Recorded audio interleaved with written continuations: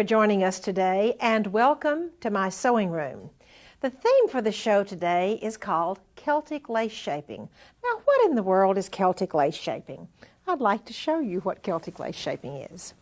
It comes from the quilting industry, and Celtic lace shaping has lots of really nice continuous lines.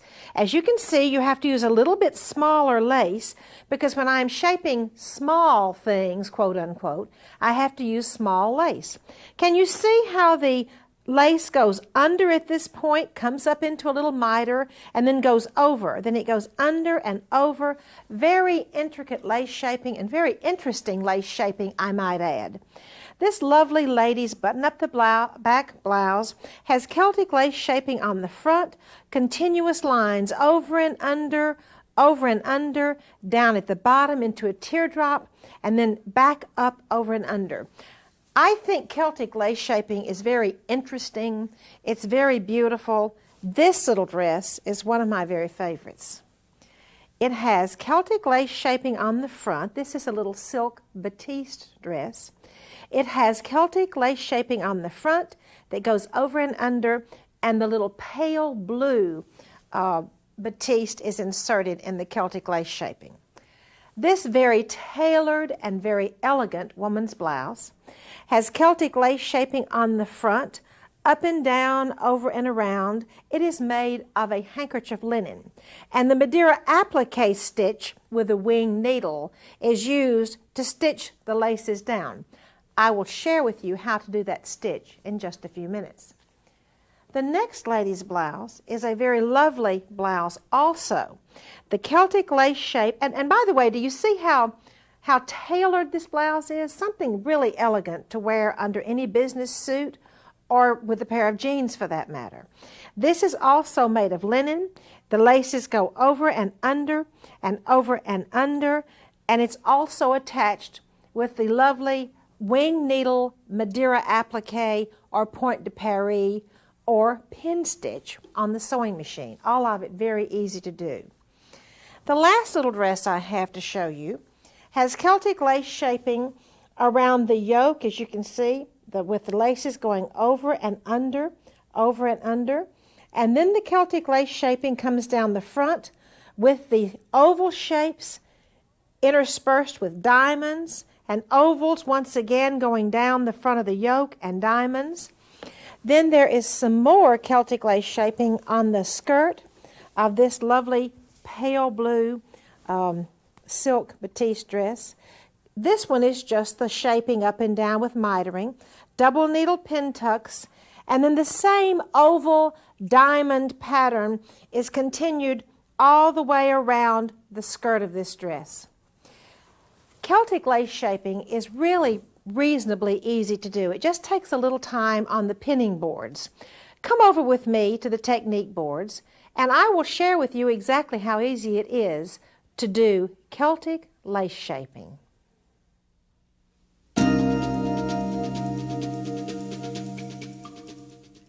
This particular Celtic lace-shaped design has two design elements. It has, as you can see right here, I'm going to go up and around, and this will mean that I will miter the lace at this turnaround point. The other design element that I have is a loop. Loop it up and around, and so I will just put the pins on the large side and pull a thread to make it lay down. Over here I have shaped the Celtic lace design for you. As you can see, I've gone up and down. Here is a miter, and then here is the loop. All right, I'm going to come in here and fold this miter in for you.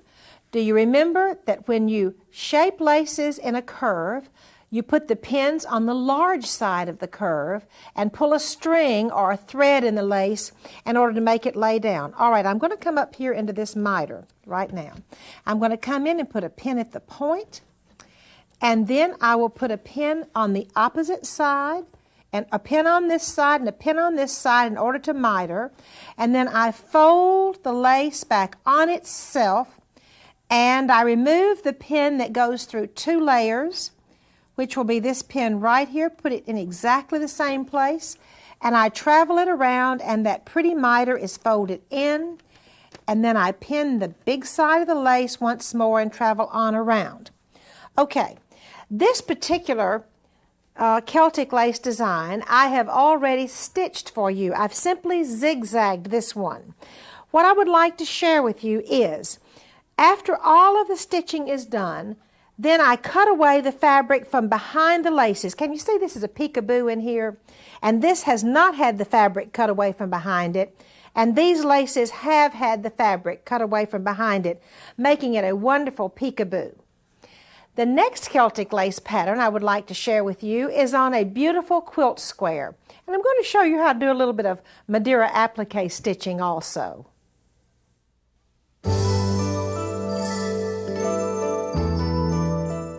Celtic lace shaping can take many different forms. On this beautiful quilt square that I have for you today, Celtic lace shaping takes the form of circles which are intertwined. As you can see, the laces go over and under and over and under, and then there's one little extra part to the circle also. Very easy to make would be what I would tell you about making these circles. Okay. Now I'm going to use my little stick. You remember my little shish kebab, wooden shish kebab stick like the ladies in Australia and New Zealand use? Let's shape this lace, okay? I'm working on the big part of the circle. I'll put one more pin in right there.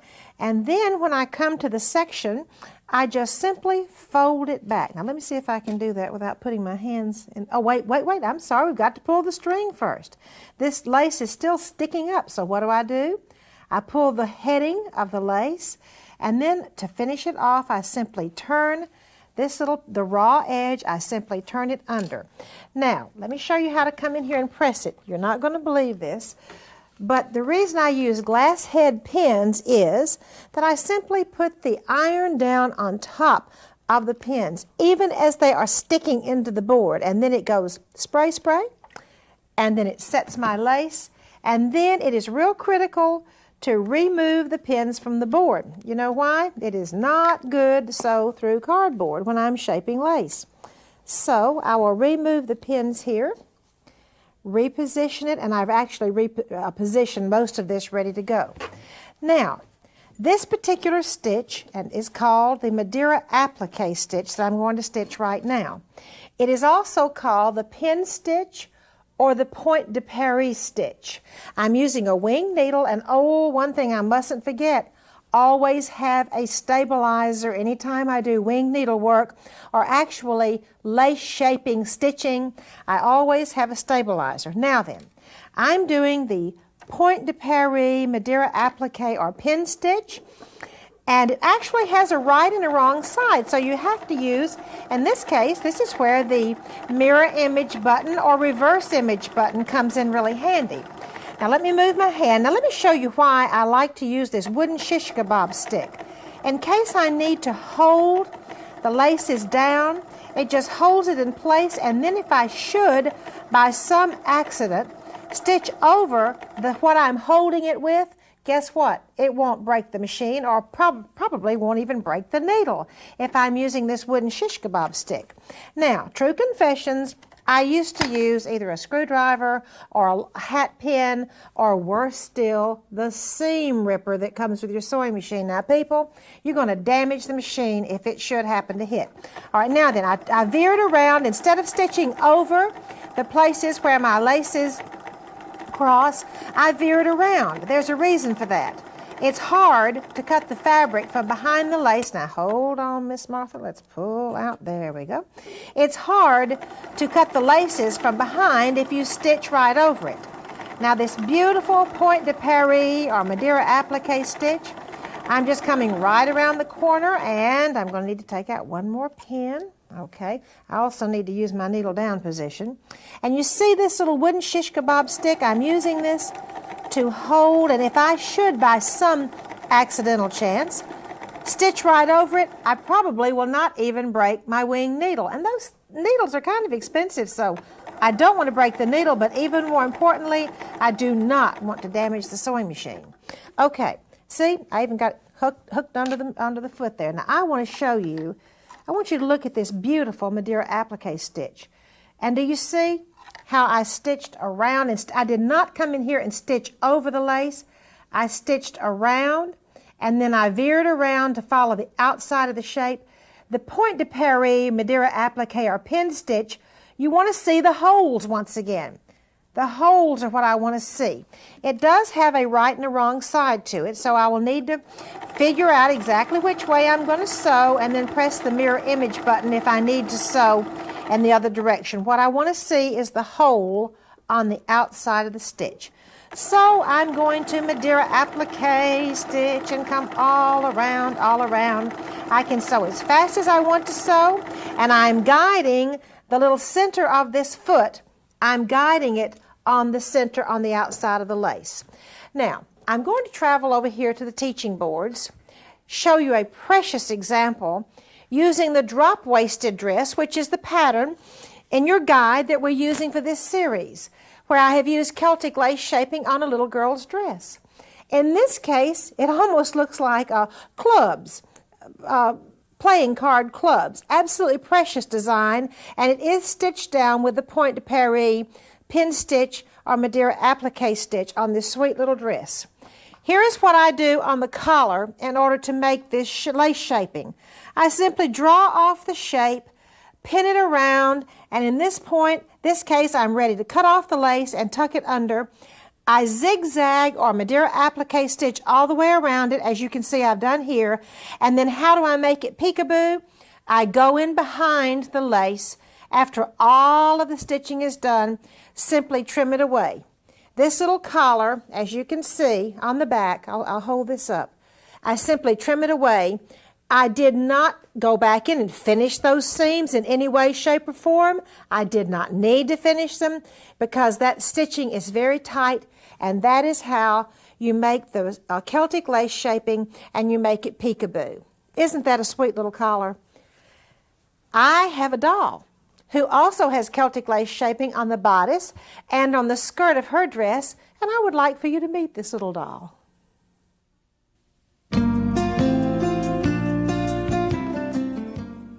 This sweet little Celtic-shaped lace doll dress, I absolutely love.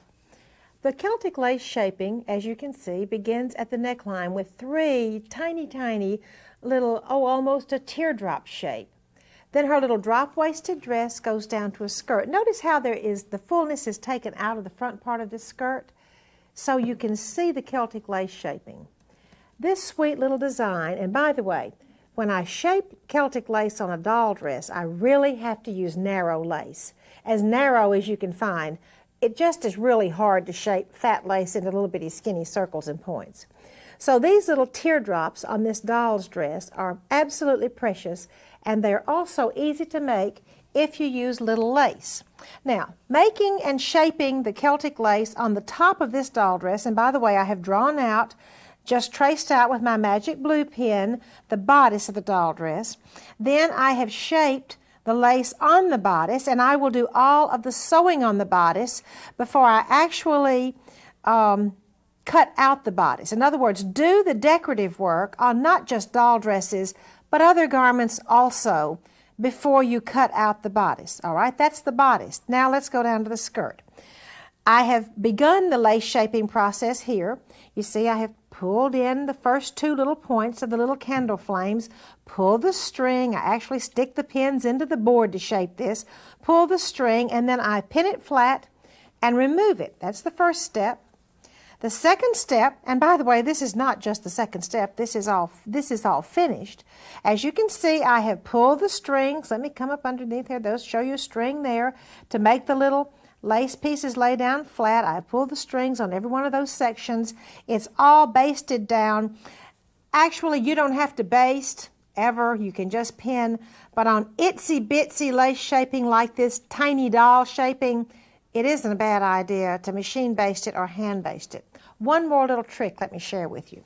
I have some orange stitching and some blue stitching on this particular sample. I'd like to share why. On this sample, I have zigzagged around and then stopped zigzagging, very close up here, stop zigzagging if the lace went over the pattern. Then I skipped over and began zigzagging again, and I zigzag over the lace if it is indeed the top part of the curve. Then I zigzag, of course, all around these side pieces. Let me go over here on this side. Let's do that once again. Zigzag and stop if the lace goes under. In this case, it went under. Then go across and zigzag and go over it if the lace piece is on the top. The choice is yours. We now have a beautiful wool embroidery stitch to share with you.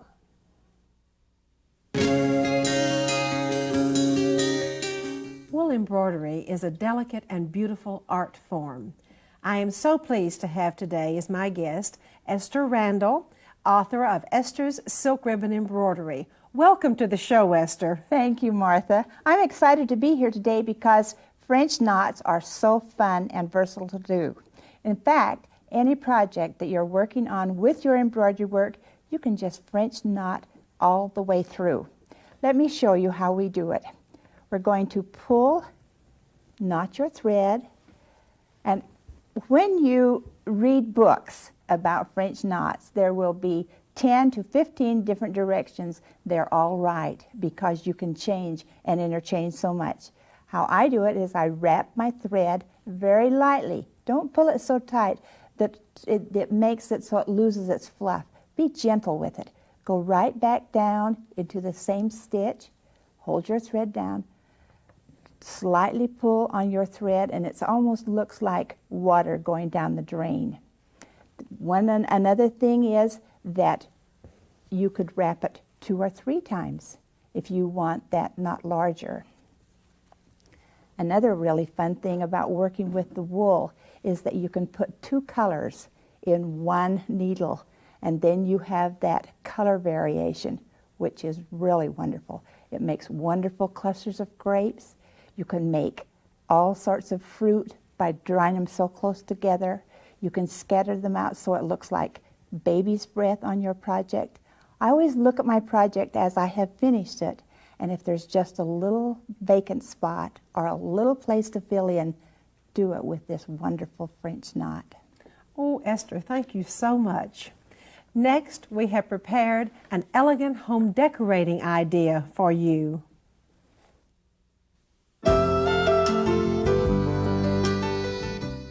We have chosen a really easy pillow construction for this sweet little Celtic lace-shaped pillow. This has the sweetest little, do you see the leaf? It's almost a leaf shape. The little leaves that go all the way around.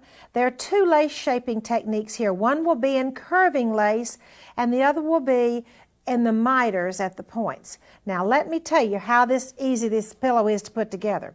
To construct it, I go ahead and do all my lace shaping, finish it, sew it. Then I stitch together the front and the back of this little round circular pillow. Now no lace yet.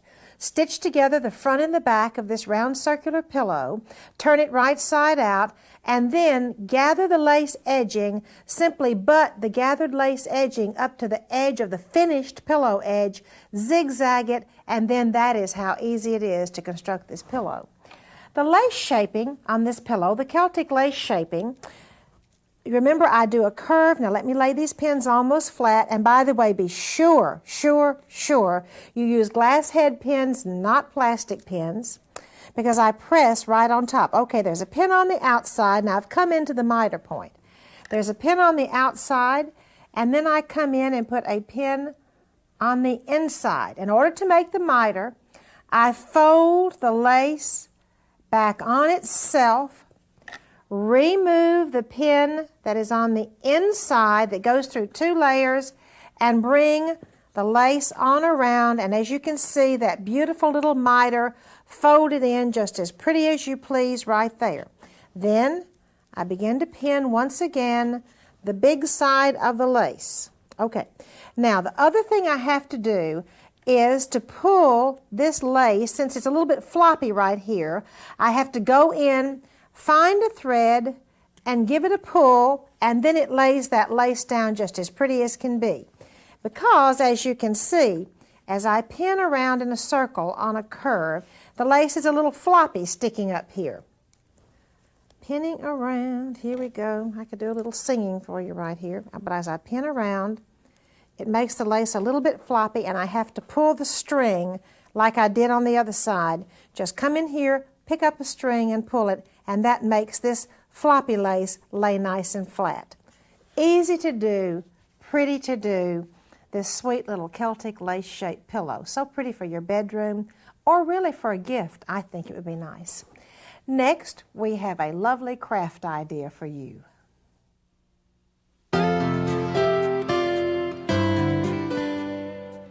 This is an easy, instant, and fun project for your craft project.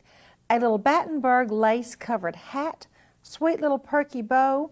Let me show you the underside.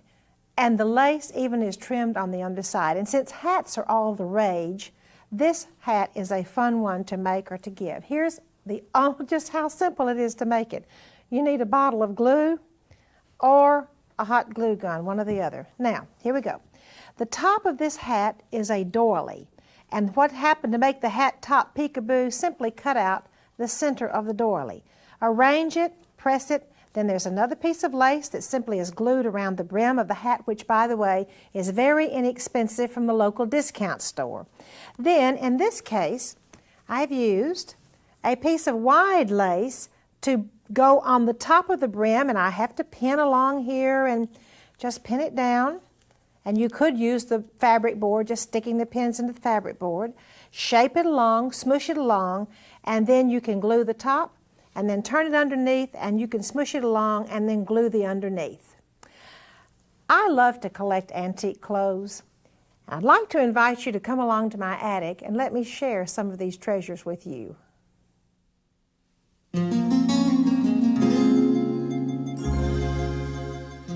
I have a very unusual little dress for you today with what I call airplane lace shaping. I'll explain in just a minute. The bodice of this dress is ever so elegant. It has lace and Swiss embroidered trim going almost down to the waist, and at the waistline is a really sweet little beading, a Swiss beading I might add. The sleeves are very elegant too.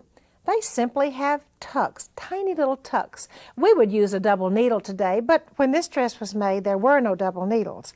And it is finished with a little bit of beading. I promised you airplane lace shaping. Well, here it is.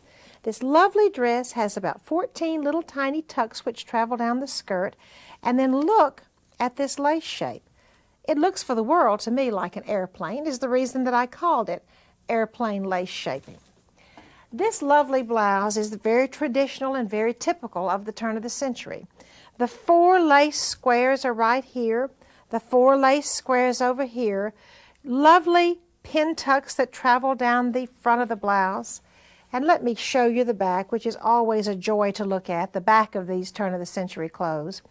Pin tucks, little hand crocheted buttons, and lace go all the way down the back. And then there is a little tie at the bottom of this blouse. Ever so pretty, lovely details. For our Sewing for the Heart segment, our volunteer sewing section, we have a letter here from Ruth Brown of Buckeye, Arizona. That's in the Phoenix area. Ruth is a member of an organization that has a Dress an Angel project, and she writes, "Please accept this letter as an introduction to Dress an Angel, a 4-year-old project conceived to provide clothing for premature infants in the neonatal intensive care units in Phoenix, Arizona. During the first year of the project, the American Sewing Guild members in Phoenix made and distributed in excess of 1,500 garments to the hospitals here. Because of the success of our program locally, I asked for and received permission to send the necessary information to every American Sewing Guild chapter in the country." And she says also, "I have mailed out over 7,000 copies of the hospital gown pattern that was developed here for the premature infants." Here is a little example of the gown, the little smocked gown that these ladies in Phoenix are making, with the little bonnet and with the little panties here. Thank you for joining me today. I hope to see you next time.